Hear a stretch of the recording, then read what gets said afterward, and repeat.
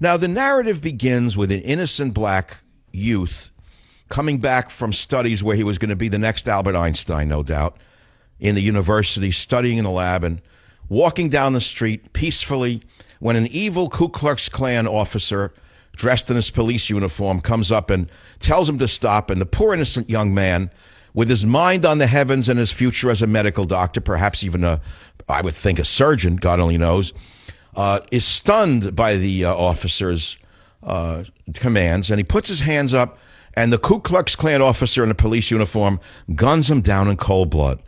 That's what Al Sharpton, Jesse Jackson, and all a bunch of them would have you believe. That's the narrative. But let's have the real narrative. You can see it on videotape. See a little Indian shopkeeper, an immigrant, who wasn't on welfare, not sitting around in his fat behind doing nothing his whole life. He came over from India and saved his money and opened a little grocery store in the neighborhood. And this group of bums comes in and roughs him up, throws him around like a rag doll, steals cigars or whatever else, and walks out. The guy calls 911. Have you heard that anywhere? Did you know there was a 911 bulletin out for someone who looked like Michael Brown? So the cop is now driving around.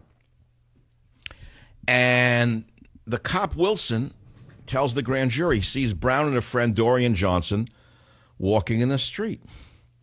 Police officer said he told him to move to the sidewalk, which drew a curse from Brown. Then Wilson noticed that Brown had a handful of cigars, quote, and that's when it clicked for him that the men were suspects in a theft at a convenience store reported just minutes earlier. So the cop, Wilson, calls for backup before maneuvering his vehicle in front of Brown and his friend.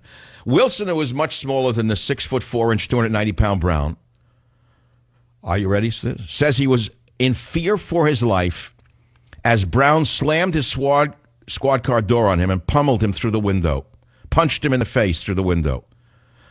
A few minutes after Wilson confronted him walking in the middle of the street.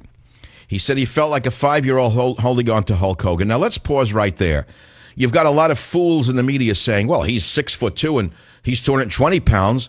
Mr. Brown was only 6'4" and 290 pounds.